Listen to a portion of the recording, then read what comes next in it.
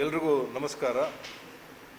ಸೇರಿರುವಂಥ ಎಲ್ಲ ಮಾಧ್ಯಮದ ಬಂಧುಗಳಿಗೆ ನನ್ನ ನಮಸ್ಕಾರಗಳನ್ನು ಹೇಳ್ತೇನೆ. ವೇದಿಕೆ ಮೇಲಿರುವಂಥ ಎಲ್ಲ ನಮ್ಮ ನಾಯಕರುಗಳಿಗೆ ನಮಸ್ಕಾರಗಳನ್ನು ಹೇಳ್ತಾ, ಈ ಪತ್ರಿಕಾಗೋಷ್ಠಿಯನ್ನು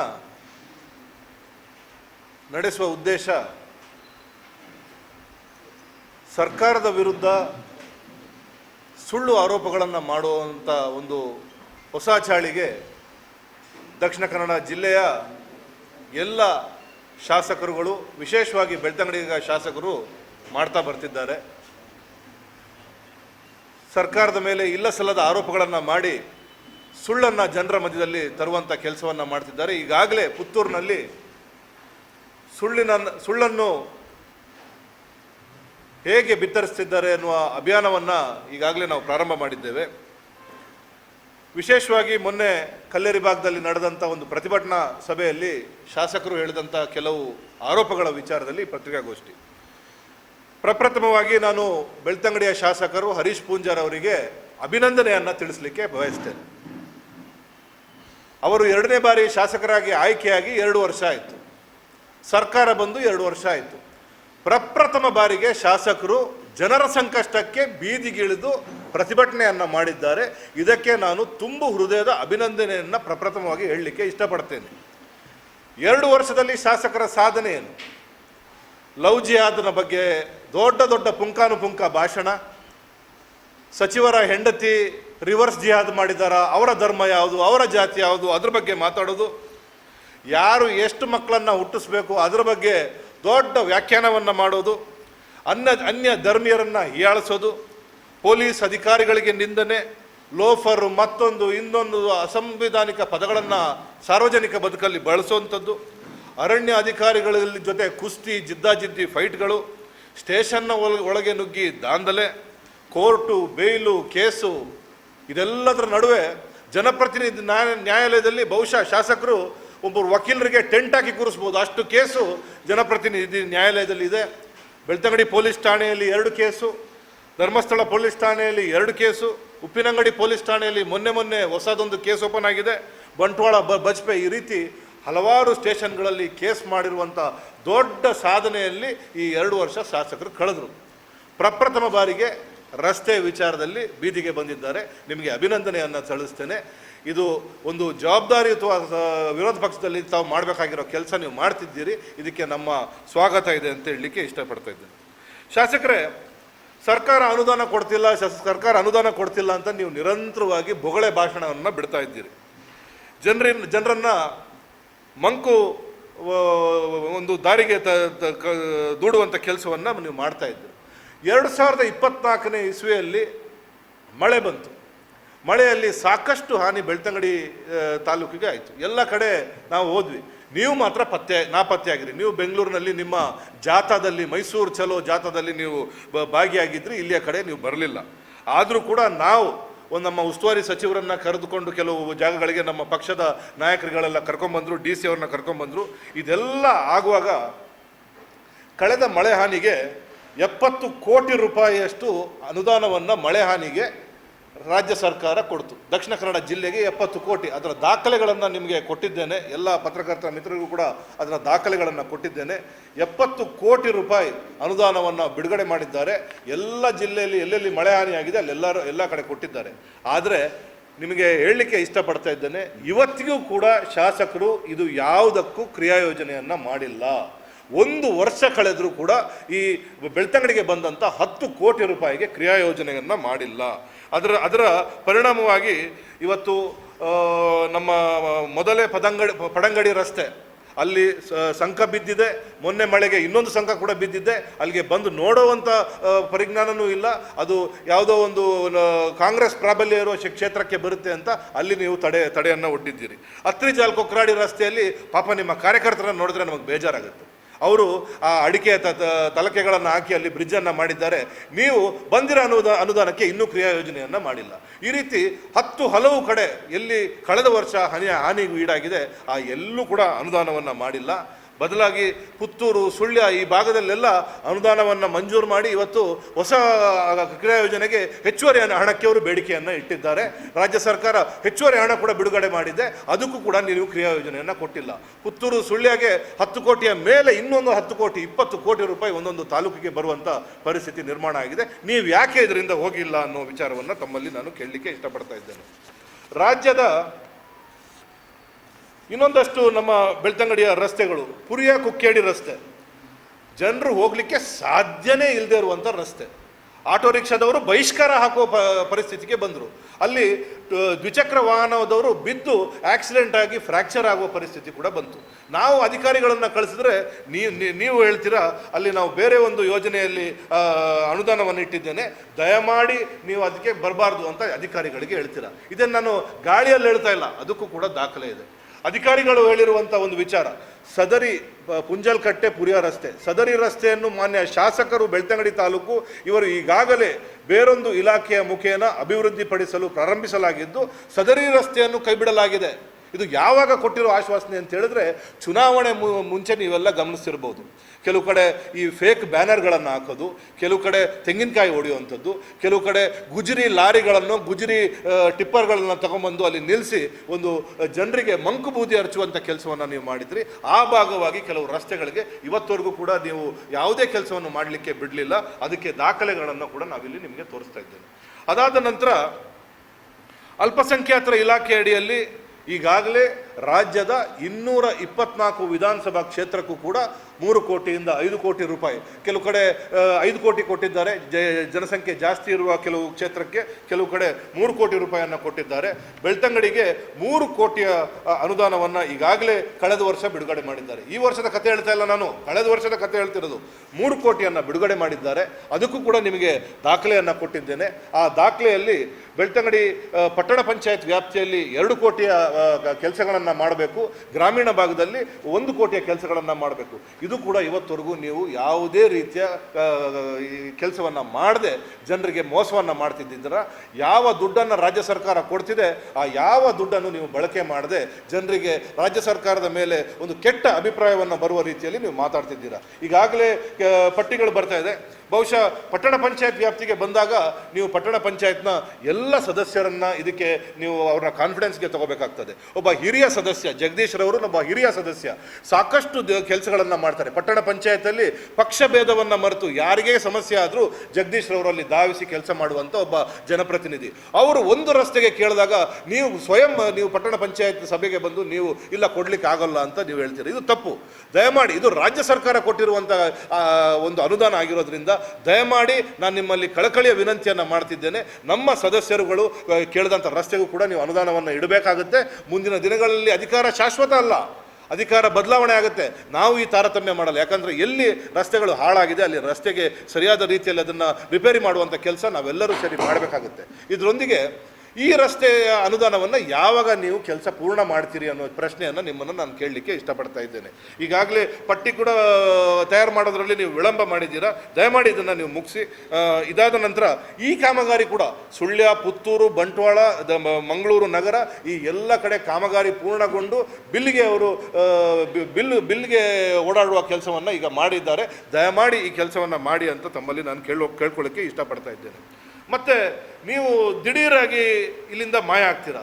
ನನಗೇನೋ ಅವಾಗವಾಗ ಆಮದು ರಫ್ತು ಬೆಂಗಳೂರಿನವನು ಅಂತ ಹೇಳ್ತಿದ್ದೀರ. ಆದರೆ ನಮ್ಮ ತಾಯಿ ಮಾರಿಗುಡಿಯ ಆಶೀರ್ವಾದದಿಂದ ನೀವು ಜಾಸ್ತಿ ಬೆಂಗಳೂರಲ್ಲಿರೋ ಪರಿಸ್ಥಿತಿ ಆ ತಾಯಿ ನಿರ್ಮಾಣ ಮಾಡಿದ್ದಾರೆ, ನಾನು ಜಾಸ್ತಿ ಬೆಳ್ತಂಗಡಿಯಲ್ಲಿರೋ ಪರಿಸ್ಥಿತಿಯನ್ನು ತಾಯಿ ನಿರ್ಮಾಣ ಮಾಡಿದ್ದಾರೆ. ಇದು ಕಾಕತಾಳೀಯವೋ ಏನೋ ಗೊತ್ತಿಲ್ಲ, ಈ ಪರಿಸ್ಥಿತಿ ಬೆಳ್ತಂಗಡಿಯಲ್ಲಿ ನಿರ್ಮಾಣ ಆಗಿದೆ. ಇವತ್ತು ಕಳೆಂಜ ವಿಚಾರದಲ್ಲಿ ಭಾಳ ದೊಡ್ಡ ಧ್ವನಿಯನ್ನು ನೀವು ಎತ್ತಿದ್ರಿ, ಅಲ್ಲಿ ಗಲಾಟೆ ಮಾಡಿದ್ರಿ. ಕಳೆಂಜದಲ್ಲಿ ಸರ್ವೆ ನಂಬರ್ 309/1 ಜಂಟಿ ಸರ್ವೆ ಬಗ್ಗೆ ತಮ್ಮೆಲ್ಲರಿಗೂ ಗೊತ್ತಿರುವಂಥ ವಿಚಾರ. 2014ರಲ್ಲಿ ಅಕ್ರಮ ಸಕ್ರಮ ಸಮಿತಿ ಸಭೆಯಲ್ಲಿ 40 ಜನರಿಗೆ ಅಲ್ಲಿ ಜನರಿಗೆ ಮಂಜೂರಾತಿ ಆದೇಶ ಸಿಗುತ್ತೆ. ಆದರೆ ಹಕ್ಕುಪತ್ರ ಇವತ್ತರೆಗೂ ಸಿಕ್ಕಿಲ್ಲ. ಇದಕ್ಕೆಲ್ಲ ಇದರಲ್ಲಿ ಅರಣ್ಯ ಮತ್ತು ಕಂದಾಯ ಇಲಾಖೆಯ ಜಂಟಿ ಸರ್ವೆ ಆಗಬೇಕು, ಅಲ್ಲಿ ಜಾಗ ಎರಡು ಐಡೆಂಟಿಫೈ ಮಾಡಲಿಕ್ಕೆ ಆಗ್ತಾ ಇಲ್ಲ ಅನ್ನೋ ಒಂದು ಪ್ರಶ್ನೆ ಇತ್ತು. ಆದ್ದರಿಂದ ಸರ್ಕಾರ 1 ವರ್ಷದಿಂದ ಇದಕ್ಕೆ ಪ್ರಯತ್ನವನ್ನು ಪಡ್ತಾ ಇದೆ. ನೀವು ಅಲ್ಲಿ ಹೋಗಿ ತಡೆ ಒಡ್ಡೋದು ಇನ್ನೊಂದು ಮಾಡೋದು ಎಲ್ಲ ಮಾಡಿದ್ದೀರಿ. ಈಗ ಜಂಟಿ ಸರ್ವೆಗೆ ಕಂದಾಯ ಇಲಾಖೆನೂ ತಯಾರಿದೆ, ಅರಣ್ಯ ಇಲಾಖೆನೂ ತಯಾರಿದೆ. ಆದರೆ ನೀವು ಯಾಕೆ ಹೋಗ್ತಾ ಇಲ್ಲ? ಮೊನ್ನೆ KDPಯಲ್ಲಿ ನೀವು ಹೇಳಿದ್ರಿ ನಾನು ಬರೋವರೆಗೂ ನೀವು ಜಂಟಿ ಸರ್ವೆ ಮಾಡಬಾರ್ದು ಅಂತ. ಅದಕ್ಕೆ ಅಧಿಕಾರಿಗಳೆಲ್ಲ ಒಪ್ಪಿದ್ದಾರೆ. ಆದರೆ ನಿಮ್ಮ ಟೈಮನ್ನು ಕೇಳ್ತಿದ್ದಾರೆ. ಯಾವಾಗ ಕೊಡ್ತೀರಾ? ಬೆಳ್ತಂಗಡಿಗೆ ನೀವು 1 ದಿವಸ ಆದರೂ ಟೈಮ್ ಕೊಡಿ, ಇಲ್ಲಿಯ ಸಮಸ್ಯೆಗಳಿಗೆ 1 ದಿವಸ ಆದರೂ ಟೈಮ್ ಕೊಡಿ ಅಂತ ತಮ್ಮಲ್ಲಿ ನಾನು ಕೇಳ್ಕೊಳ್ತಾ ಇದ್ದೇನೆ. ದಯಮಾಡಿ ನೀವು ಅಲ್ಲಿಗೆ ಹೋದರೆ ಆ ಜಂಟಿ ಸರ್ವೆ ಆಗುತ್ತೆ, 40 ಜನರಿಗೆ ಹಕ್ಕುಪತ್ರ ಕೊಡುವಂಥ ಕೆಲಸ ಆಗುತ್ತೆ. ದಯಮಾಡಿ ಅಲ್ಲಿ ಹೋಗಿ ಅನ್ನೋ ವಿಚಾರವನ್ನು ಹೇಳ್ತಾ ಇದ್ದೇನೆ. ಇನ್ನು ಸರ್ಕಾರದ ಬಗ್ಗೆ ಸಾಕಷ್ಟು ಆರೋಪಗಳು, ಯಾವ ಕೆಲಸನೂ ಆಗ್ತಾ ಇಲ್ಲ, ಏನೂ ಅನುದಾನ ಬರ್ತಾ ಇಲ್ಲ. ಬಹುಶಃ ನಿಮಗೆ ಗೊತ್ತಿರಲಿ ಶಾಸಕರೇ, ಗ್ಯಾರಂಟಿ ಯೋಜನೆಯಲ್ಲಿ ಭಾಳ ದೊಡ್ಡ ಮೊತ್ತ ಬೆಳ್ತಂಗಡಿಗೆ ಬರ್ತಾ ಇದೆ. ಎಲ್ಲ ಇಲಾಖೆಯಲ್ಲೂ ಅಭಿವೃದ್ಧಿ ಆಗ್ತಾ ಇದೆ. ಇದರ ಪಟ್ಟಿಯನ್ನು ನೀವು ಯಾವಾಗ ಕೇಳಿದ್ರು ನಾನು ಕೊಡಲಿಕ್ಕೆ ಇಷ್ಟಪಡ್ತಾ ಇದ್ದೇನೆ. ಇದರ ಬಗ್ಗೆ ನಿಮಗೇನಾದರೂ ಸ್ವಲ್ಪ ಗೊತ್ತಾಗಬೇಕು ಅಂತ ಹೇಳಿದ್ರೆ ದಯಮಾಡಿ 2 ಕೈ ಜೋಡಿಸಿ ನಿಮ್ಮನ್ನು ಕೇಳ್ತೀನಿ, ಬೆಳ್ತಂಗಡಿ ತಾಲೂಕಿನ KDP ಸಭೆಯನ್ನು ಮಾಡಿ. 2 ವರ್ಷ ಆಯಿತು ಈ ಶಾಸಕರು ಒಂದೇ ಒಂದು KDP ಸಭೆಯನ್ನು ಕೂಡ ಮಾಡ್ತಾ ಇಲ್ಲ. KDP ಸದಸ್ಯರ ನೇಮಕ ಆಗಿದೆ, ಇಒ ಕೇಳ್ತಾ ಇದ್ದಾರೆ, ತಹಸೀಲ್ದಾರರು ಕೇಳ್ತಾ ಇದ್ದಾರೆ. ಒಂದೇ ಒಂದು KDP ಸಭೆಯನ್ನು ಮಾಡದಿರುವಂಥ ಭೂಪ ಯಾರಾದರೂ ಇದ್ದರೆ ಅದು ಹರೀಶ್ ಪೂಂಜಾ ಅಂತ ಹೇಳಲಿಕ್ಕೆ ಇಷ್ಟಪಡ್ತಾ ಇದ್ದೇನೆ. ಯಾಕೆ ನೀವು KDP ಸಭೆಯನ್ನು ಮಾಡ್ತಿಲ್ಲ? ಯಾಕೆ ಸರ್ಕಾರದ ಎಲ್ಲ ಅಭಿವೃದ್ಧಿಗಳು ಜನರಿಗೆ ಗೊತ್ತಾಗುತ್ತೆ ಅಂತನಾ? ಅಥವಾ ನಿಮ್ಮನ್ನು ಜನ ಪ್ರಶ್ನೆ ಮಾಡ್ತಾರೆ ಅಂತನಾ? ಅಥವಾ ನಿಮ್ಮ ಭೋಗ ಸಕ್ರಮವನ್ನು ಜನ ಪ್ರಶ್ನೆ ಮಾಡ್ತಾರೆ ಅಂತನಾ? ಅಥವಾ ನೀವು ಏನು ಕೆಲಸ ಮಾಡ್ತಿದ್ದೀರಿ ಅಂತ ಜನ ಪ್ರಶ್ನೆ ಮಾಡ್ತಾರೆ ಅನ್ನೋ ಭಯ ನಿಮಗಿದೆಯಾ? ಇದಕ್ಕೆ ದಯಮಾಡಿ ನೀವು KDP ಸಭೆಯನ್ನು ಮಾಡಿ ಅಂತ ಹೇಳಲಿಕ್ಕೆ ನಾನು ಇಷ್ಟಪಡ್ತಾ ಇದ್ದೇನೆ. ಇದರೊಂದಿಗೆ ವಿದ್ಯುತ್ ನಮ್ಮ ಮೆಸ್ಕಾಂ ಇಲಾಖೆಯಲ್ಲಿ ಬಹುಶಃ ಬೆಳ್ತಂಗಡಿಯಲ್ಲಿ ಸರಿಯಾಗಿ ಕೆಲಸ ಮಾಡಿದ್ರೆ 10 ಸಬ್ಸ್ಟೇಷನ್ಗಳ ರಿಕ್ವೈರ್ಮೆಂಟ್ ಬೆಳ್ತಂಗಡಿಗಿದೆ. 10 ಸಬ್ಸ್ಟೇಷನ್. ಇದರಲ್ಲಿ ನಮ್ಮ ಸರ್ಕಾರ ಬಂದ ಮೇಲೆ ನಿನ್ನಿಕಲ್ ಸಬ್ಸ್ಟೇಷನ್ಗೆ 26 ಕೋಟಿ ರೂಪಾಯಿ ಅನುದಾನ ಬಂದಿದೆ. ಈಗಾಗಲೇ ಟೆಂಡರ್ ಪ್ರಕ್ರಿಯೆ ಮುಗಿದಿದೆ, ಇನ್ನೇನು ಅಲ್ಲಿ ಕೆಲಸ ಪ್ರಾರಂಭ ಆಗುತ್ತೆ. ಕುತ್ಲೂರು ಸಬ್ಸ್ಟೇಷನ್ಗೆ ಸಾಕಷ್ಟು ಸಮಸ್ಯೆಗಳಿತ್ತು. ಆ ಸಮಸ್ಯೆಗಳನ್ನೆಲ್ಲ ನಮ್ಮ ರೆವಿನ್ಯೂ ಅಧಿಕಾರಿಗಳು, ಫಾರೆಸ್ಟ್ ಅಧಿಕಾರಿಗಳು, ಮೆಸ್ಕಾಂ ಇಲಾಖೆಯವರು ಎಲ್ಲ ಸೇರಿ ಮಾಡಿದ್ದಾರೆ. ಈಗ 25 ಕೋಟಿ ರೂಪಾಯಿ ಕುತ್ಲೂರು ಸಬ್ಸ್ಟೇಷನ್ಗೆ 110 kV ಸಬ್ಸ್ಟೇಷನ್ಗೆ ಅಲ್ಲಿ ಟೆಂಡರನ್ನು ಕರೆದಿದ್ದಾರೆ. ಇನ್ನೇನು ಅದು ಕೂಡ ಪ್ರಾರಂಭವಾಗುತ್ತೆ. ಇನ್ನು ಇಂದಬೆಟ್ಟುಲ್ಲಿ ಸ್ವಲ್ಪ ರೆವಿನ್ಯೂ ಇಲಾಖೆಯ ಮತ್ತು ಫಾರೆಸ್ಟ್ ಇಲಾಖೆಯ ಒಂದು ಅಬ್ಜೆಕ್ಷನ್ ಇದೆ. ಅದಕ್ಕೆ ಪತ್ರ ವ್ಯವಹಾರಗಳು ನಡೀತಾ ಇದೆ. ನಿಮ್ಮ ಯಾವ ರೀತಿಯ ಸಹಕಾರ ಕೂಡ ಅಲ್ಲಿ ಇಲ್ಲ. ಅಲ್ಲೂ ಕೂಡ ಒಂದು ಸಬ್ಸ್ಟೇಷನ್ ಬರಲಿಕ್ಕೆ ಎಲ್ಲ ತಯಾರಿ ನಡೀತಾ ಇದೆ. ವೇಣೂರಲ್ಲಿ ಬಹಳ ದೊಡ್ಡ ಸಮಸ್ಯೆ ಇತ್ತು. ಇಡೀ ದಕ್ಷಿಣ ಕನ್ನಡ ಜಿಲ್ಲೆಯಲ್ಲಿ ಒಂದು 65 MVA ಒಂದು ಟ್ರಾನ್ಸ್ಫಾರ್ಮರ್ ಬೇಕಾಗಿತ್ತು. ನೀವು ಎಲ್ಲೋಗಿದ್ರಿ ಶಾಸಕರೇ? ನಮ್ಮ ಕಾರ್ಯಕರ್ತರು, ನಮ್ಮ ನಾಯಕರುಗಳು ಹೋಗಿ ಉಡುಪಿಯ ಡಿವಿಷನ್ ಜೊತೆ ಮಾತಾಡಿ ಆ ಪ್ರವರ್ತಕವನ್ನು ಅಲ್ಲಿಗೆ ತಗೊಂಡ್ಬಂದು ಹಾಕಿ ಇವತ್ತು ವೇಣೂರು ಭಾಗದಲ್ಲಿ ಎಲ್ಲ ಸಮಸ್ಯೆಗಳಿಗೆ ಪರಿಹಾರ ಸಿಗುವಂಥ ಕೆಲಸ ಆಗ್ತಾ ಇದೆ. ಇವತ್ತು ಸುಲ್ಕೇರಿ ಮಾಳಿಗೆ ಭಾಗದ ಬಗ್ಗೆ ನಾನು ಒತ್ತಿ ನಿಮಗೆ ಹೇಳಲಿಕ್ಕೆ ಇಷ್ಟಪಡ್ತಾ ಇದ್ದೇನೆ. ನಿಮ್ಮ ಕಳೆದ ಅವಧಿಯಲ್ಲಿ ನೀವು ಎಲ್ಲ ನಾಟಕವನ್ನು ಮಾಡಿದ್ರಿ. ಅಲ್ಲಿಗೆ ಹೋಗಿ ಮೀಟ್ರನ್ನು ಅಳವಡಿಕೆ ಮಾಡಿ ಇನ್ನೇನು ಕರೆಂಟ್ ಬಂದ್ಬಿಡುತ್ತೆ, ಎಲ್ಲ ಗ್ರಾಮಕ್ಕೆ ನಾನು ಕರೆಂಟ್ ಕೊಡ್ತೀನಿ, ವಸಂತ ಬಂಗೇರ್ ಅವರು ಏನು ಮಾಡ್ತಾ ಇದ್ರು 75 ವರ್ಷ, ಈ ಎಲ್ಲ ಸುಳ್ಳು ಸುದ್ದಿಯನ್ನು ಅಲ್ಲಿ ಹರಡಿಸಿದ್ರಿ. ಆದರೆ ನೀವು ಏನು ಕೆಲಸ ಮಾಡಿದ್ರಿ? ಇವತ್ತು ಅಲ್ಲಿಯ ನಿಮ್ಮ ಕಾರ್ಯಕರ್ತರು ಹೇಳ್ತಿದ್ದಾರೆ ಇವತ್ತಿಗೂ ಕೂಡ ಅಲ್ಲಿ ಕರೆಂಟ್ ಬರಲಿಕ್ಕೆ ಸಾಧ್ಯ ಇಲ್ಲ ಅಂತ ಹೇಳ್ತಿದ್ದಾರೆ. ಆದರೆ ಇದೇ ಪತ್ರಕರ್ತರನ್ನ ಕರ್ಕೊಂಡೋಗಿ ನಾವು ಮುಂದಿನ ಒಂದು ದಿವಸ ಅಲ್ಲಿಗೆ ಹೋಗ್ತೇವೆ. ಈಗಾಗಲೇ ಕಂಬಗಳ ಅಳವಡಿಕೆಯಲ್ಲಿ ಆಗ್ತಾ ಇದೆ, ವಯರ್ಗಳನ್ನು ಹಾಕ್ತಾ ಇದ್ದಾರೆ. ಇನ್ನು ಕೆಲವು ದಿನಗಳಲ್ಲಿ ಸುಲ್ಕೇರಿ ಮಾಳಿಗೆ ಭಾಗಕ್ಕೆ ಕರೆಂಟ್ ಕೊಟ್ಟರುವಂಥ ಕೆಲಸವನ್ನು ನಾವು ಮಾಡ್ತೇವೆ ಅನ್ನೋ ವಿಚಾರವನ್ನು ಹೇಳಲಿಕ್ಕೆ ಇಷ್ಟಪಡ್ತಾ ಇದ್ದೇನೆ. ಇನ್ನು ಆರೋಗ್ಯ ಇಲಾಖೆ ಈಗಾಗಲೇ ಮಚ್ಚಿನದ ಪ್ರಾಥಮಿಕ ಆರೋಗ್ಯ ಕೇಂದ್ರಕ್ಕೆ 5 ಕೋಟಿ ವೆಚ್ಚದಲ್ಲಿ ಶಿಲಾನ್ಯಾಸ ಆಗಿ ಅದು ಭಾಳ ಶರವೇಗದಲ್ಲಿ ಅದು ಸಾಗ್ತಾ ಇದೆ. ಯಾವುದೇ ಇನ್ನೊಂದು 6-7 ತಿಂಗಳಲ್ಲಿ ಅದು ಕೂಡ ಉದ್ಘಾಟನೆಗೆ ಬರುತ್ತೆ. ಬೆಳ್ತಂಗಡಿ ತಾಲೂಕು ಆಸ್ಪತ್ರೆ, ಚಾರ್ಮಾಡಿ PHC ಮತ್ತು ಧರ್ಮಸ್ಥಳ PHCಗೆ 2 ಕೋಟಿ ರೂಪಾಯಿಯಷ್ಟು ಒಟ್ಟು ಅನುದಾನವನ್ನು ಈಗಾಗಲೇ ಬಂದಿದೆ. ಇನ್ನು ದೇವಸ್ಥಾನ, ಚರ್ಚು, ಬಸದಿಗಳಿಗೆ ಸಾಕಷ್ಟು ಅನುದಾನಗಳು ಬಂದಿರೋ ಪಟ್ಟಿಯನ್ನು ನಾವು ಈಗಾಗಲೇ ಕೊಟ್ಟಿದ್ದೇವೆ. ಮುಂದೆನೂ ಬಂದ ನಂತರ ಕೊಡ್ತೇವೆ. ಸಣ್ಣ ನೀರಾವರಿ ಇಲಾಖೆಯಿಂದ ತಡೆಗೋಡೆಗಳು ನಾರಾವಿಯಲ್ಲಿ ಬಂದಿದೆ, ಕುದ್ಯಾಡಿ, ಬಾರ್ಯ, ಬಡಗಕರಂದೂರು ಎಲ್ಲ ಭಾಗದಲ್ಲೂ ಸಣ್ಣ ನೀರಾವರಿ ಇಲಾಖೆಯ ತಡೆಗೋಡೆಗಳು ಬಂದಿದೆ.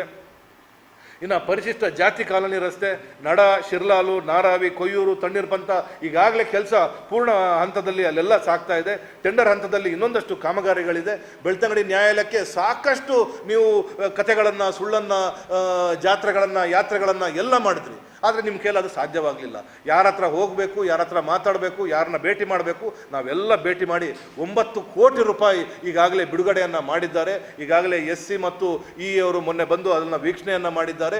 20 ಕೋಟಿ ರೂಪಾಯಿಯ ಅಂದಾಜು ಮೊತ್ತದಲ್ಲಿ ಅಲ್ಲಿ ನ್ಯಾಯಾಲಯ, ಹೊಸ ನ್ಯಾಯಾಲಯ ಕಟ್ಟಡ ಅಲ್ಲಿಗೆ ಶಂಕುಸ್ಥಾಪನೆ ಸದ್ಯದಲ್ಲೇ ನಡೀಲಿಕ್ಕಿದೆ. ಇದೆಲ್ಲವನ್ನ ಈ ಸರ್ಕಾರ ಮಾಡ್ತಾ ಇದೆ. ಇಲ್ಲಿ ಕಾಂಗ್ರೆಸ್ನ ಶಾಸಕರು ಬಂದಿಲ್ಲ ಅಂತೇಳಿ ಯಾವ ಮಲತಾಯಿ ಧೋರಣೆಯನ್ನು ಕೂಡ ಮಾಡ್ತಾ ಇಲ್ಲ. ಈ ಎಲ್ಲ ಕೆಲಸವನ್ನು ಮಾಡ್ತಿದ್ದಾರೆ.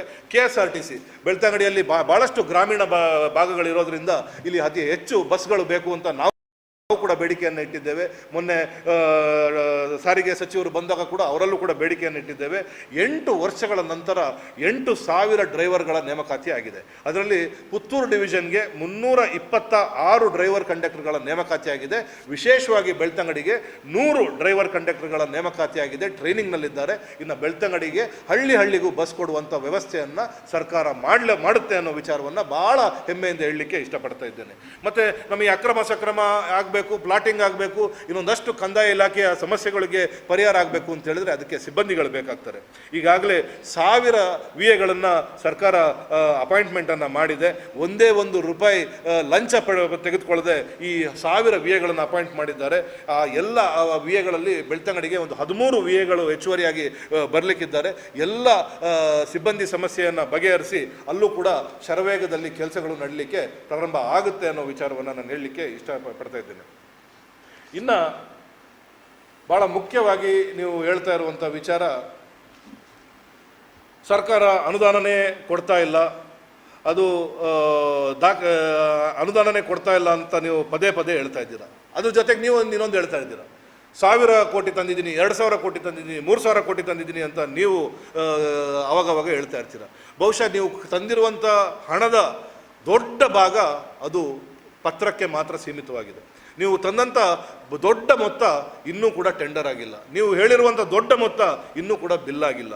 ಆದ್ದರಿಂದ ದಯಮಾಡಿ ಈ ಸುಳ್ಳನ್ನು ಹೇಳುವುದನ್ನು ಬಿಡಿ. ನಾನು 2000 ಕೋಟಿ ತಂದೆ, ಅಷ್ಟು ತಂದೆ ಅನ್ನೋ ಸುಳ್ಳನ್ನು ಹೇಳುವುದನ್ನು ದಯಮಾಡಿ ಬಿಡಿ.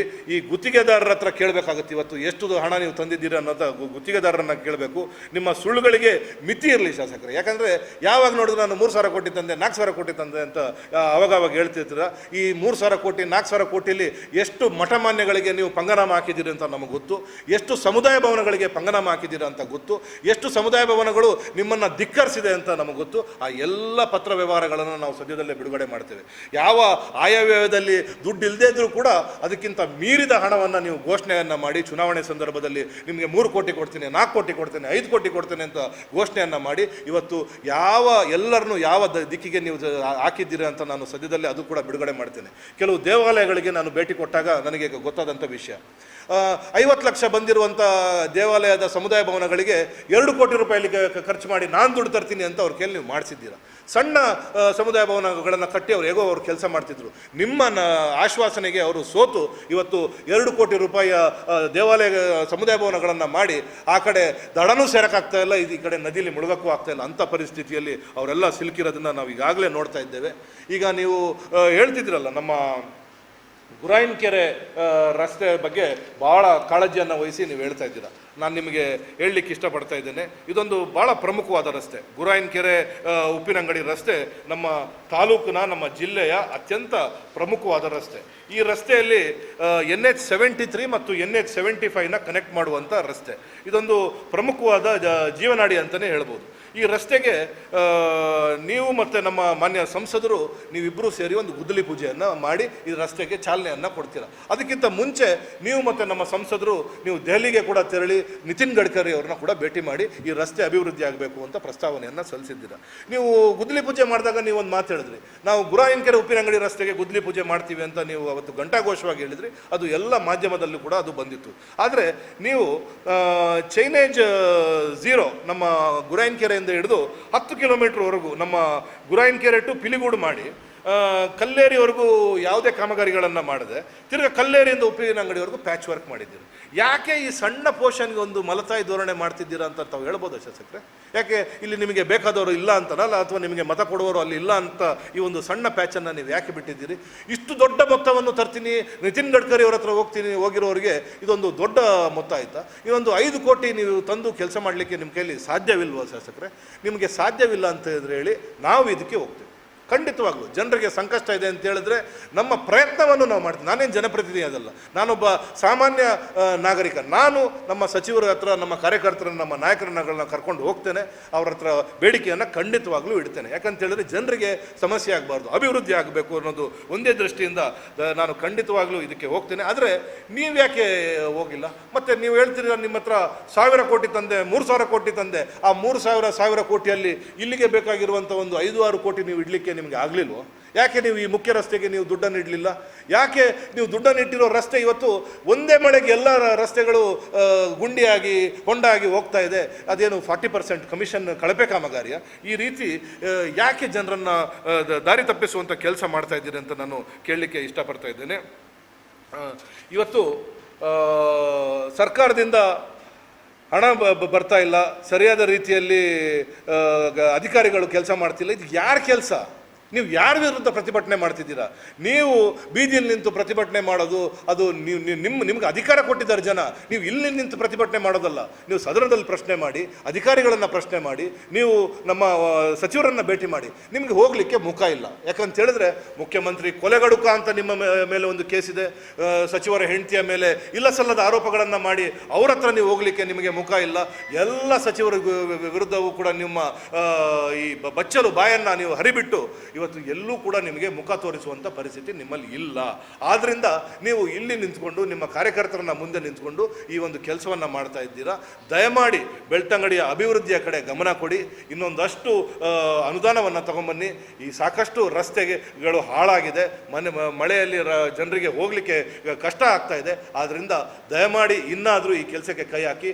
ನಾವು ನಿಮ್ಮ ಜೊತೆ ಇದಕ್ಕೆ ಸಹಕಾರ ಕೊಡ್ತೇವೆ. ನಾವು ಕೂಡ ಇದಕ್ಕೆ ಒತ್ತಡ ಹಾಕುವಂಥ ಕೆಲಸವನ್ನು ಮಾಡ್ತೇವೆ ಅನ್ನೋ ವಿಚಾರವನ್ನು ಹೇಳಲಿಕ್ಕೆ ಇಷ್ಟಪಡ್ತಾ ಇದ್ದೀವಿ.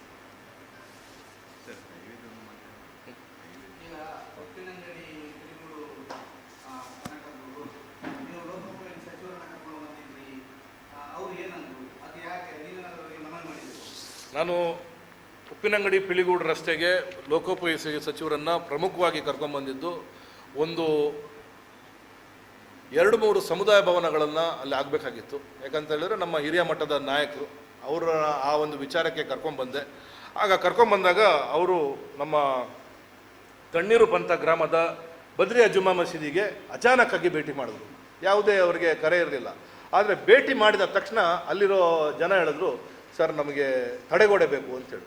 ಆ ತಡೆಗೋಡೆಗೆ ತಕ್ಷಣ ಅವರು 50 ಲಕ್ಷ ರೂಪಾಯಿಯನ್ನು ಅವರ ಇಲಾಖೆ ಅಲ್ಲದೆ ಇದ್ದರು ಅವರು ಸಣ್ಣ ನೀರಾವರಿ ಇಲಾಖೆ ಅವರಿಗೆ ಕರೆ ಮಾಡಿ ಅವರೇ ಫಾಲೋ ಅಪ್ ಮಾಡಿ ಒಂದು ದಿವಸ ನನಗೆ ಫೋನ್ ಮಾಡಿದ್ರು. ನೀವು ಕೇಳಿರುವಂಥ ತಡೆಗೋಡೆ ನಾನು ಮಂಜೂರು ಮಾಡಿಸಿದ್ದೇನೆ, 50 ಲಕ್ಷ ರೂಪಾಯಿ ನಾನು ಮಂಜೂರು ಮಾಡಿಸಿದ್ದೇನೆ ಅಂತೇಳಿ ಅವರ ಇಲಾಖೆ ಅಲ್ಲದೆ ಇದ್ದರೂ ಕೂಡ ನಮಗೆ ಮಂಜೂರು ಮಾಡಿ 50 ಲಕ್ಷ ರೂಪಾಯಿಯನ್ನು ಕೊಟ್ಟಿದ್ದಾರೆ. ಆಗ ಹೋದಾಗ ಈ ರಸ್ತೆಯ ಬಗ್ಗೆ ಕೂಡ ಹೇಳಿದೆ. ಆವಾಗ ಅವ್ರು ಹೇಳಿದ್ರು, CRP ಫಂಡಲ್ಲಿ ಅಧಿಕಾರಿಗಳನ್ನು ಕೇಳಿದ್ರು. ಅಧಿಕಾರಿಗಳು ಹೇಳಿದ್ರು, ಸರ್ ಸಂಸದರು CRP ಫಂಡನ್ನು ಇಡ್ತೀನಿ ಅಂತ ಹೇಳಿದ್ದಾರೆ, ಸಂಸದರು ಅದನ್ನು ಮಾಡ್ತೀನಿ ಅನ್ನೋ ಭರವಸೆಯನ್ನು ಕೊಡ್ತಿದ್ದಾರೆ, ಅದಕ್ಕೆ ಗುದ್ದಲಿ ಪೂಜೆ ಕೂಡ ನಿಗದಿಪಡಿಸಿದ್ದಾರೆ ಅಂತ ಅವ್ರು ಹೇಳಿದ್ರು. ಆಗ ನಾವು ಅಂದ್ಕೊಂಡ್ವಿ ಗುದ್ದಲಿ ಪೂಜೆ ಕೂಡ ನಡೀತು. ಆಗ ನಾವೇನು ಅಂದ್ಕೊಂಡ್ವಿ, ಸಂಪೂರ್ಣ ರಸ್ತೆಗೆ ಇವರು ಮಾಡ್ತಾರೆ. ಯಾಕಂತ ಹೇಳಿದ್ರೆ ಮಾಧ್ಯಮದಲ್ಲೂ ಕೂಡ ಬಂದಿತ್ತು, ಗುರಾಯನಕೆರೆ ಉಪ್ಪಿನಂಗಡಿ ರಸ್ತೆಗೆ ಗುದ್ದಲಿ ಪೂಜೆ ಆಗ್ತಾ ಇದೆ, ಕೆಲಸ ಕೂಡ ಪ್ರಾರಂಭ ಆಯಿತು. ಆಗ ನೋಡಿದ್ರೆ ಇವರು ಮಾಡಿರೋದು ಬರೀ 10 ಕಿಲೋಮೀಟರ್ನ ಮಾಡಿ ಜನರಿಗೆ ಮಂಕುಬೂದಿ ಹಚ್ಚುವ ಕೆಲಸವನ್ನು ಇವರು ಮಾಡಿದ್ದಾರೆ. ಈಗ ನಾನು ಇವ್ರ ಹತ್ರನೇ ಕೇಳ್ತೀನಿ, ಯಾಕೆ ಕೇಂದ್ರ ಸರ್ಕಾರದಲ್ಲಿ ದುಡ್ಡಿಲ್ಲ? ಇವರು ಹೋಗಿರೋರು ಇನ್ನೊಂದು 5 ಕೋಟಿ ರೂಪಾಯಿ ತಂದರೆ ಕಂಪ್ಲೀಟ್ ರಸ್ತೆ ಆಗುತ್ತಲ್ವ? ಆಗಲ್ಲ ಅಂತ ಹೇಳಿದ್ರಿ, ನಾವಿದ್ದೀವಿ. ಆಗಲ್ಲ ಅಂತ ಹೇಳಿ ನಾವಿದ್ದೀವಿ, ಖಂಡಿತವಾಗ್ಲೂ ಅದು ಮಾಡ್ತೀವಿ. ನಾವು ಎಲ್ಲರೂ ಓಡಾಡುವಂಥ ರಸ್ತೆ ಅದು ಅಭಿವೃದ್ಧಿ ಆಗಲೇಬೇಕು.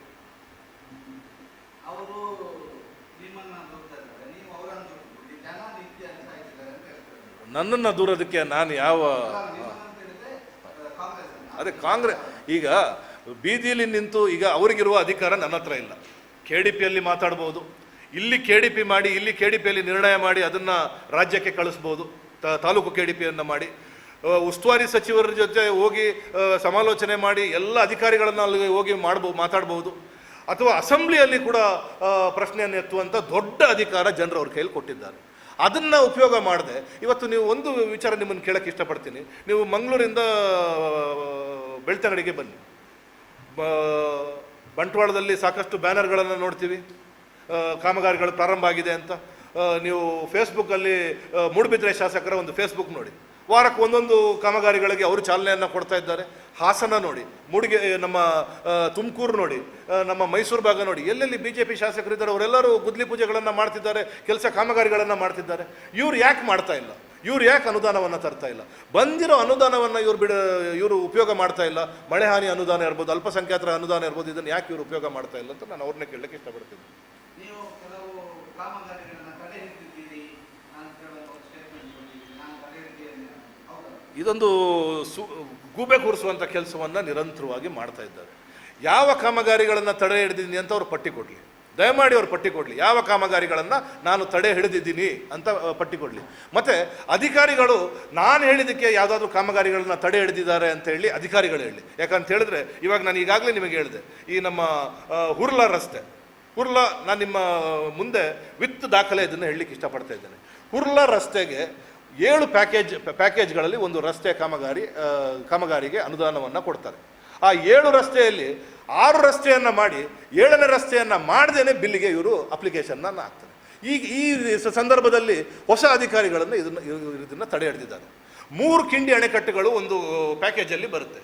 ಅದರಲ್ಲಿ 2 ಕಿಂಡಿ ಅಣೆಕಟ್ಟುಗಳನ್ನು ಮಾಡಿ 3ನೇ ಅಣೆಕಟ್ಟು ಮಾಡದೇನೆ ಅದಕ್ಕೆ ಬಿಲ್ಗೆ ಬೇಡಿಕೆ ಇಡುವಂಥ ಕೆಲಸವನ್ನು ಮಾಡ್ತಾರೆ. ಈ ಕೆಲಸವನ್ನು ಹಳೆ ಅಧಿಕಾರಿಗಳು ಮಾಡಿಬಿಟ್ಟು ಹೋದರು. ಹೊಸ ಅಧಿಕಾರಿಗಳು ಹೆದರ್ತಾರೆ. ಹೊಸ ಅಧಿಕಾರಿಗಳಿಗೆ ಅದಕ್ಕೆ ಅನುಮೋದನೆ ಕೊಡ್ತಾ ಇಲ್ಲ. ಆದ್ದರಿಂದ 2 ಕಾಮಗಾರಿ ತಡೆ ಆಗಿದೆ. ಅದಕ್ಕೆ ನನ್ನನ್ನು ದೂರಿದ್ರೆ ಇದು ಯಾವ ನ್ಯಾಯ ಅಂತ ಹೇಳಲಿಕ್ಕೆ ನಾನು ಇಷ್ಟಪಡ್ತಾ ಇದ್ದೇನೆ. ಇವಾಗ ನಮ್ಮ ಪುರಿಯ ಕುಕ್ಕೇಡಿ ರಸ್ತೆ, ನೀವು ಒಂದು ಸತಿ ರಸ್ತೆಯಲ್ಲಿ ಹೋಗಿ ನೋಡಬೇಕು. ಜನರಿಗೆ ಹೋಗಲಿಕ್ಕೆ ಸಾಧ್ಯನೇ ಇಲ್ಲದೆ ಇರುವಂಥ ರಸ್ತೆ. ಅಧಿಕಾರಿಗಳು ಹೋದರೆ ನನಗೆ ದಾಖಲೆಯಲ್ಲಿ ಹೇಳ್ತಾ ಇದ್ದಾರೆ, ಶಾಸಕರು ಹೇಳಿದ್ದಾರೆ ಸರ್ ಅವ್ರು ಯಾವುದೋ ಬೇರೆ ಅನುದಾನ ಇಟ್ಟಿದ್ದಾರಂತೆ, ಅದನ್ನು ಮಾಡಬೇಡಿ ಅಂತ ನಮಗೆ ಹೇಳಿದ್ದಾರೆ ಅಂತ ಅಧಿಕಾರಿಗಳು ಹೇಳ್ತಾರೆ. ಈಗ ನಾನು ತಡೆ ಹಿಡಿದಿರೋದ ಅವರು ತಡೆ ಹಿಡಿದಿರೋದ ಅಂತ ಅವರೇ ಉತ್ತರ ಕೊಡಬೇಕಾಗುತ್ತೆ.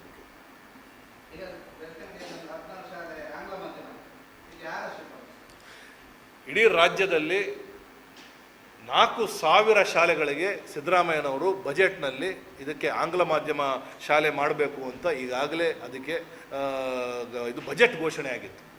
ಬಜೆಟ್ ಘೋಷಣೆ ಆದ ನಂತರ ಈ ಎಲ್ಲ ಆಂಗ್ಲ ಮಾಧ್ಯಮ ಶಾಲೆಗಳಿಗೆ ಈ ಕನ್ನಡ ಮಾಧ್ಯಮದ ಜೊತೆ ದ್ವಿಭಾಷಾ ನೀತಿಯಲ್ಲಿ ಈ ಶಾಲೆಗಳಿಗೆ ಆಂಗ್ಲ ಮಾಧ್ಯಮ ಶಾಲೆ ಆಗಬೇಕು ಅಂತ ಒಂದು ಬೇಡಿಕೆ ಇತ್ತು. 4,000 ಶಾಲೆಗಳಿಗೆ, ಇಡೀ ರಾಜ್ಯದಲ್ಲಿ 4,000 ಶಾಲೆಗಳಿಗೆ ಆಂಗ್ಲ ಮಾಧ್ಯಮದ ಪರ್ಮಿಷನನ್ನು ಈಗಾಗಲೇ ಕೊಟ್ಟಿದ್ದಾರೆ. BJP ಅಧಿಕಾರದಲ್ಲಿದ್ದಾಗ 2019ರಿಂದ ಅವರ ಅಧಿಕಾರ ಪೂರ್ಣ ಆಗೋವರೆಗೂ 1,283 ಶಾಲೆಗಳಿಗೆ ಮಾತ್ರ ಅವರು ಪರ್ಮಿಷನನ್ನು ಕೊಟ್ಟಿರೋದು. ಅದ್ರ ಜೊತೆ ಅಮಿತ್ ಶಾ ಅವರು ಒಂದು ಮಾತು ಹೇಳಿದ್ದಾರೆ, ನಿಮಗೆ ನೆನಪಿಸ್ಲಿಕ್ಕೆ ಇಷ್ಟಪಡ್ತಾ ಇದ್ದೇನೆ. ಇವತ್ತು ಯಾರು ಇಂಗ್ಲೀಷ್ ಮಾತಾಡ್ತಿದ್ದಾರೆ ಅವರು ಪಶ್ಚಾತ್ತಾಪ ಪಡುವಂಥ ದಿನ ಬರುತ್ತೆ ಅಂತ ಅಮಿತ್ ಶಾ ಅವರು ಕೂಡ ಮಾತಾಡಿದರು. ಇದರ ಅರ್ಥ BJP ಅವರು ಈ ಆಂಗ್ಲ ಭಾಷೆಯ ಬಗ್ಗೆ ಯಾವ ರೀತಿ ಒಂದು ಭೇದ ಭಾವವನ್ನು ಮಾಡ್ತಾ ಇದ್ದಾರೆ ಅಂತ ತಮಗೆ ಗೊತ್ತಾಗುತ್ತೆ. ಇದ್ರ ಜೊತೆ ರಾಜ್ಯ ಸರ್ಕಾರ ಇವತ್ತು ಮಾಡಿದೆ. ಪ್ರತಿ ಬಾರಿ ನಾನು ನಮ್ಮ ಶಿಕ್ಷಣ ಸಚಿವರನ್ನು ಭೇಟಿ ಮಾಡಿದಾಗ ನಾನು ಈ ಎಲ್ಲ ಪಟ್ಟಿಗಳನ್ನು ನಾನು ಕೂಡ ಸಲ್ಲಿಸಿದ್ದೇನೆ. ಇದರ ಜೊತೆಗೆ ಬೆಳ್ತಂಗಡಿಯ 4 ಶಾಲೆಗಳನ್ನು ಕರ್ನಾಟಕ ಪಬ್ಲಿಕ್ ಸ್ಕೂಲ್ KPS ಸ್ಕೂಲ್ಗೆ ಮೇಲ್ದರ್ಜೆಗೆ ಏರಿಸಬೇಕು ಅನ್ನುವ ಬೇಡಿಕೆಯನ್ನು ಕೂಡ ಕೊಟ್ಟಿದ್ದೇನೆ. ಶಾಸಕರು ಕಳೆದ ಚುನಾವಣೆ ಸಂದರ್ಭದಲ್ಲಿ ಹೇಳ್ತಾ ಇದ್ರು, ಕಲ್ಲೇರಿಯಲ್ಲಿ ಮೌಲಾನಾ ಆಜಾದ್ ಶಾಲೆ ಮಾಡ್ತೀನಿ ಅಂತ ದೊಡ್ಡ ಬೊಗಳೆಯನ್ನು ಬಿಡ್ತಾ ಇದ್ರು. ಎಲ್ಲಿ ಹೋಯ್ತಾ ಮೌಲಾನಾ ಆಜಾದ್ ಶಾಲೆ? ಇವತ್ತು ನಾವು ನಮ್ಮ ಶಾಸಕರು, ನಮ್ಮ ಉಸ್ತುವಾರಿ ಸಚಿವರನ್ನ ಹಿಡ್ಕೊಂಡು ನಾವು ಅಲ್ಪಸಂಖ್ಯಾತ ಇಲಾಖೆ ಜೊತೆ ಹೋಗಿ ಇವತ್ತು ನಮ್ಮ ಕಕ್ಕಿಂಜೆ ಭಾಗದಲ್ಲಿರುವಂಥ ಶಾಲೆಯನ್ನು ಮೌಲಾನಾ ಆಜಾದ್ ಶಾಲೆ ಮಾಡಲಿಕ್ಕೆ ಇವತ್ತು ಎಲ್ಲ ರೀತಿಯ ತಯಾರಿಯನ್ನು ಮಾಡಿದ್ದೇವೆ. ಇನ್ನೇನು ಕೆಲವೇ ದಿನಗಳಲ್ಲಿ ಜಿಯೋ ಬರುತ್ತೆ. ಅದರೊಂದಿಗೆ ಏಕಲವ್ಯ ಶಾಲೆ, ಕೇಂದ್ರ ಸರ್ಕಾರದ ಏಕಲವ್ಯ ಶಾಲೆ ತರಬೇಕು ಅನ್ನೋ ಒಂದು ದೊಡ್ಡ ಮಹತ್ವಾಕಾಂಕ್ಷೆ ನಮ್ಮ ಉಸ್ತುವಾರಿ ಸಚಿವರಿಗಿತ್ತು. ನನಗೆ ಒಂದಷ್ಟು ಜವಾಬ್ದಾರಿಯನ್ನು ಕೊಟ್ಟರು. ಆ ಜವಾಬ್ದಾರಿ ಜೊತೆ ರೆವಿನ್ಯೂ ಇಲಾಖೆಯವರ ಜೊತೆ ಬೇಡಿಕೆಯನ್ನು ಇಟ್ಟು ಅದಕ್ಕೆ ಜಾಗ ಐಡೆಂಟಿಫೈ ಮಾಡಬೇಕಾಗಿತ್ತು. ಅದು ಇಂದಬೆಟ್ಟು ಭಾಗದಲ್ಲಿ ಆಗಬೇಕು ಅಂತ ಭಾಳ ಜಾಗಗಳನ್ನು ನೋಡಿದ್ರು, ಅಲ್ಲಿ ಆಗಲಿಲ್ಲ. ಈಗ ಅದು ಕಲ್ಲೇರಿ ಭಾಗಕ್ಕೆ ಆ ಏಕಲವ್ಯ ಶಾಲೆ ಬರುತ್ತೆ. ಒಂದು ಜಿಲ್ಲೆಯಲ್ಲೇ ಒಂದು ಮಾದರಿ ಶಾಲೆ ಬೆಳ್ತಂಗಡಿಗೆ ಅತಿ ಶೀಘ್ರದಲ್ಲಿ ಏಕಲವ್ಯ ಶಾಲೆ ಬರುತ್ತೆ ಅನ್ನೋ ವಿಚಾರವನ್ನು ಹೇಳಲಿಕ್ಕೆ ಇಷ್ಟಪಡ್ತೀನಿ. ಈಗ ಇಲ್ಲೊಂದು ಹೊಸ ಎರಡನೇ ಏಕಲವ್ಯ ಶಾಲೆ ಹೊಸ ಮಾರ್ಗಸೂಚಿಗಳ ಜೊತೆ ಬರ್ತಾ ಇದೆ. ಅದ್ಭುತವಾದ ವ್ಯವಸ್ಥೆ ಕಲ್ಲೇರಿ ಭಾಗಕ್ಕೆ ಬರುತ್ತೆ.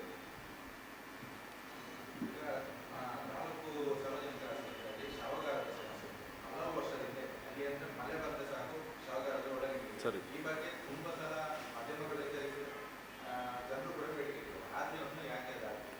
ಇದೀಗ ಅಲ್ಲಿಗೊಂದು 80 ಲಕ್ಷ ರೂಪಾಯಿ ತಡೆಗೋಡೆ ಮತ್ತು ಶವಗಾರದ ಅಭಿವೃದ್ಧಿ ಮಾಡಲಿಕ್ಕೆ ಈಗಾಗಲೇ ಅಲ್ಲಿ ಮಾತುಕತೆ ಆಗಿದೆ.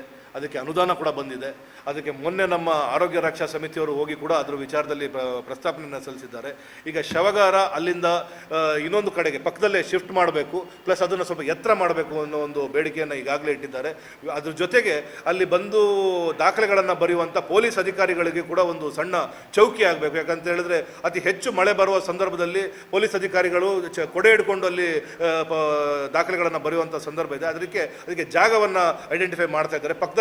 ಯಾಕಂದರೆ ಅಲ್ಲಿ ಪಕ್ಕದಲ್ಲಿ ಒಂದು ವಾಷಿಂಗ್ ಏರಿಯಾ ಇದೆ. ಆ ವಾಷಿಂಗ್ ಏರಿಯಲ್ಲಿ ಶವಗಾರವನ್ನು ಮಾಡಿ ಈ ಕಡೆ ವಾಷಿಂಗ್ ಏರಿಯಾ ಶಿಫ್ಟ್ ಮಾಡಬೇಕು ಅನ್ನೋ ಒಂದು ವಿಚಾರ ಇದೆ. ಅದು ಸದ್ಯದಲ್ಲೇ ಅದು ಕೂಡ ಆಗುತ್ತೆ.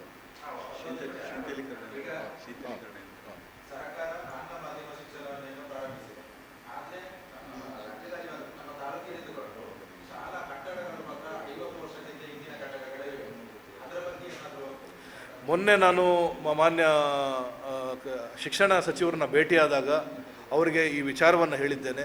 10 ಕೊಠಡಿಗಳನ್ನು ಈಗ ಮಂಜೂರು ಮಾಡ್ತೀನಿ, ಪಟ್ಟಿ ಕೊಡಿ ಅಂತ ಹೇಳಿದ್ದಾರೆ.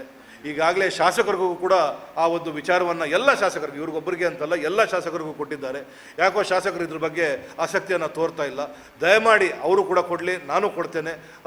ಆದಷ್ಟು ಶಾಲೆಗಳಿಗೆ ಕೊಠಡಿಯ ವ್ಯವಸ್ಥೆ, ಯಾಕಂತ ಹೇಳಿದ್ರೆ ಬೆಳ್ತಂಗಡಿಯಲ್ಲಿ ಸಾಕಷ್ಟು ಶಾಲೆ 100 ವರ್ಷ, 75 ವರ್ಷ, 50 ವರ್ಷ ಹೆಚ್ಚು ಅವಧಿಯನ್ನು ಮುಗಿಸಿದೆ. ಬಳೆಂಜ ಶಾಲೆ ಇವಾಗ ಸುವರ್ಣ ಮಹೋತ್ಸವವನ್ನು ಕೂಡ ಮಾಡುವ ಒಂದು ಸುಸಂದರ್ಭದಲ್ಲಿ ಅಮೃತ ಮಹೋತ್ಸವವನ್ನು ಮಾಡುವ ಒಂದು ಸುಸಂದರ್ಭದಲ್ಲಿದೆ. 1.5 ಕೋಟಿ ರೂಪಾಯಿ ಅನುದಾನವನ್ನು ಈಗಾಗಲೇ ಬಳೆಂಜ ಶಾಲೆಗೆ ಈಗಾಗಲೇ ಬಂದಿದೆ. ಈಗ ಮಚ್ಚಿನ ಶಾಲೆ, ನಮ್ಮ ವೇಣೂರು ಶಾಲೆ, ನಮ್ಮ ಕೊರಿಂಜ ಶಾಲೆ, ಇದೆಲ್ಲ KPS ಕರ್ನಾಟಕ ಪಬ್ಲಿಕ್ ಸ್ಕೂಲ್ ದರ್ಜೆಗೆ ಮೇಲ್ದರ್ಜೆಗೆ ಏರಿಸುವಂಥ ಕೆಲಸವನ್ನು ಈಗಾಗಲೇ ಚಾಲನೆಯನ್ನು ಕೊಟ್ಟಿದ್ದಾರೆ. ಇದರ ಜೊತೆಗೆ ಶಾಲೆಗಳಲ್ಲಿ ಟೀಚರ್ಸ್ ಜಾಸ್ತಿ ಇದ್ದು ಮಕ್ಕಳು ಕಮ್ಮಿ ಇದ್ದು 30 ಜನ ವಿದ್ಯಾರ್ಥಿಗಳಿಗೆ ಒಬ್ಬ ಟೀಚರ್ನಂತೆ ಒಂದು ಹೊಸ ಆದೇಶವನ್ನು ಸರ್ಕಾರ ಹೊರಡಿಸಿದೆ. ಟೀಚರ್ ಜಾಸ್ತಿ ಇದ್ದು ಮಕ್ಕಳು ಕಮ್ಮಿ ಇದ್ದು ಅಥವಾ ಮಕ್ಕಳು ಜಾಸ್ತಿ ಇದ್ದು ಟೀಚರ್ ಕಮ್ಮಿ ಇದ್ದ ಶಾಲೆಗಳನ್ನು ಮರ್ಜ್ ಮಾಡುವಂಥ ಒಂದು ಮಹತ್ವಾಕಾಂಕ್ಷೆಯ ಯೋಜನೆ ಸರ್ಕಾರ ಹೊಂದಿದೆ. ಅದ್ರ ಜೊತೆಗೆ ಬಸ್ ವ್ಯವಸ್ಥೆ ಕೂಡ ಸರ್ಕಾರ ಮಾಡಬೇಕು ಅನ್ನೋ ಒಂದು ಮಹತ್ವಾಕಾಂಕ್ಷೆಯ ಯೋಜನೆ ಇದೆ. ಕುತ್ಲೂರು ಶಾಲೆಗೆ ಮುಖ್ಯಮಂತ್ರಿಯವರು ವಿಶೇಷವಾಗಿ ಒಂದು ಬಸ್ಸನ್ನು ಕೊಡ್ತೇನೆ, ಅವರು ಒಂದು CSR ಫಂಡಿಂದ ನಾನು ಕೊಡಿಸ್ತೇನೆ ಅನ್ನೋ ಆಶ್ವಾಸನೆಯನ್ನು ಕೂಡ ಕೊಟ್ಟಿದ್ದಾರೆ. ಶಾಲೆಯ ವಿಚಾರದಲ್ಲಿ ದೊಡ್ಡ ಮಟ್ಟದ ಬದಲಾವಣೆಗಳು ಈ 2 ವರ್ಷದಲ್ಲಿ ಆಗ್ತಾ ಇದೆ. ಇನ್ನೆಷ್ಟು ಹೆಚ್ಚು ಬದಲಾವಣೆ ಆಗುತ್ತೆ ಅನ್ನೋ ವಿಚಾರವನ್ನು ಹೇಳಲಿಕ್ಕೆ ಇಷ್ಟಪಡ್ತೀನಿ.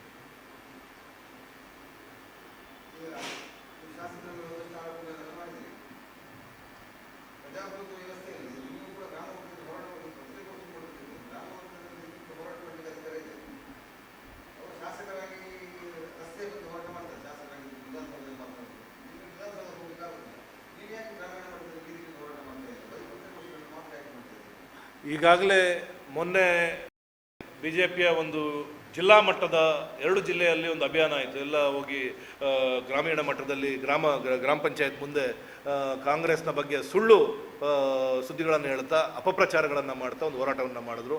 ನಾವು ಅದೇ ರೀತಿ ಹೋರಾಟ ಮಾಡಬೇಕು ಅಂತ ನಮ್ಮ ಕಡ್ಡಾಯ ಏನಿಲ್ಲ, ಆದರೆ ಜನರಿಗೆ ತಿಳಿಸುವಂಥ ಬೇರೆ ಬೇರೆ ದಾರಿಗಳನ್ನು ನಾವು ಈಗಾಗಲೇ ರೂಪುರೇಷೆಗಳನ್ನು ಮಾಡ್ತಾ ಇದ್ದೇವೆ. ನಮ್ಮ ಎಲ್ಲ ನಾಯಕರ ಒಂದು ಬೇಡಿಕೆಯ ಮೇರೆಗೆ ನಾವು ಕೂಡ ಈಗ ಅದಕ್ಕೊಂದು ರೂಪುರೇಷೆಯನ್ನು ಮಾಡ್ತಾ ಇದ್ದೇವೆ. ವಿಶೇಷವಾಗಿ ತುರ್ತು ಪರಿಸ್ಥಿತಿಯ ಬಗ್ಗೆ ಬಹಳ ದೊಡ್ಡ ಅಭಿಯಾನವನ್ನು ಮಾಡಿದ್ರು.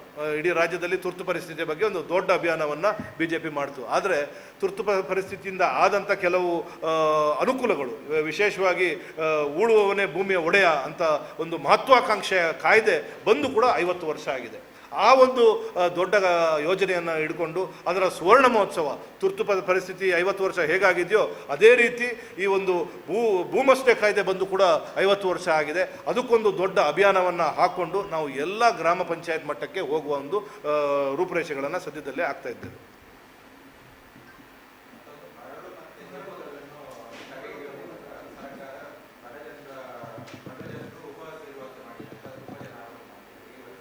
ಕಾಂಗ್ರೆಸ್ ಪಕ್ಷ ಖಂಡಿತವಾಗಲೂ ಬಡ ಜನರ ಪರ, ಶ್ರಮಿಕರ ಪರ, ಕೂಲಿ ಕಾರ್ಮಿಕರ ಪರ ಖಂಡಿತವಾಗಲೂ ಇದೆ. ಅವರಿಗೆ ಅನ್ಯಾಯ ಆಗ್ತಾ ಇದೆ ಅಂತ ಹೇಳಿದ್ರೆ ಕಾನೂನುಗಳು ಏನೇ ಇರಲಿ ಅದನ್ನು ಮೀರಿ ನಾವು ಏನಾದರೂ ಅವರಿಗೆ ವ್ಯವಸ್ಥೆ ಮಾಡಬೇಕು ಅನ್ನೋದು ನಮ್ಮದು ಕೂಡ ಆಸೆ. ಆದರೆ ಈ ಒಂದು ಮರಳುಗಾರಿಕೆ, ಅಕ್ರಮ ಮರಳುಗಾರಿಕೆ ನಿಲ್ಲಬೇಕಾಗುತ್ತೆ.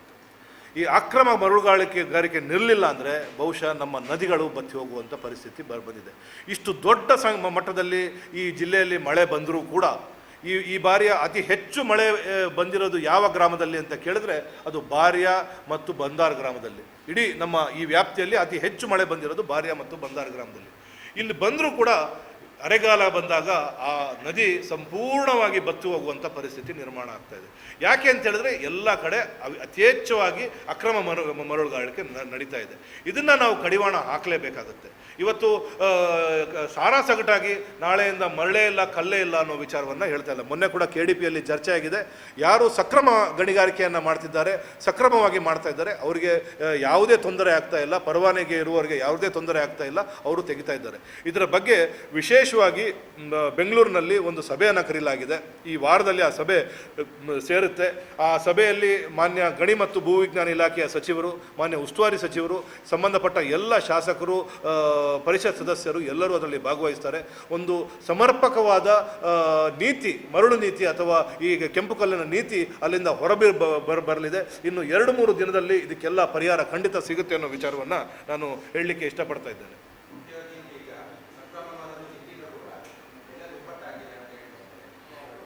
ಈಗ ಒಂದಷ್ಟು ಲೀಗಲ್ ಯಾರ ಹತ್ರ ಇದೆ, ಲೀಗಲ್ ಬ್ಲಾಕ್ಸ್ ಯಾರ ಹತ್ರ ಇದೆ ಅವ್ರಿಗೆ ಮಾತ್ರ ಈಗ ಪರ್ಮಿಷನ್ ಇರುವಂಥದ್ದು. ನಮ್ಮ ಜಿಲ್ಲೆಯಲ್ಲಿ ಕೇವಲ 18 ಜನರಿಗೆ ಮಾತ್ರ ಲೀಗಲ್ ಆಗಿ ತೆಗೆಯುವಂಥ ಒಂದು ಪರವಾನಗಿ ಇದೆ. ಆ ಕಾನೂನು ಅಡಿಯಲ್ಲಿ ನಾವು ಕೂಡ ಕೆಲಸ ಮಾಡಬೇಕಾಗುತ್ತೆ. ಈ ಅಕ್ರಮದಿಂದ ಬೇರೆ ಬೇರೆ ಚಟುವಟಿಕೆಗಳು ಅತಿ ಹೆಚ್ಚವಾಗಿ ನಡೀತಾ ಇದೆ. ಆ ಅಕ್ರಮ ಚಟುವಟಿಕೆಗಳಿಗೆ ಇವತ್ತು ಖಂಡಿತವಾಗ್ಲೂ ಕಡಿವಾಣ ಬಿದ್ದಿರೋದನ್ನು ತಾವೆಲ್ಲರೂ ಗಮನಿಸ್ತಾ ಇದ್ದೀರಾ.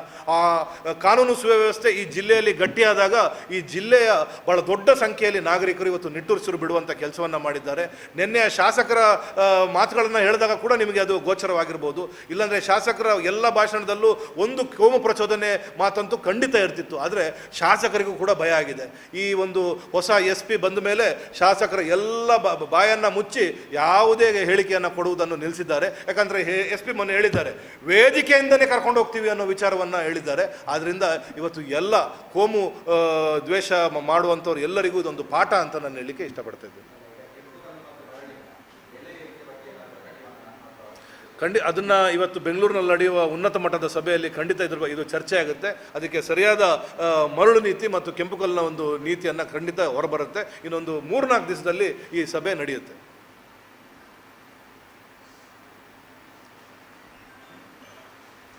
Thank you.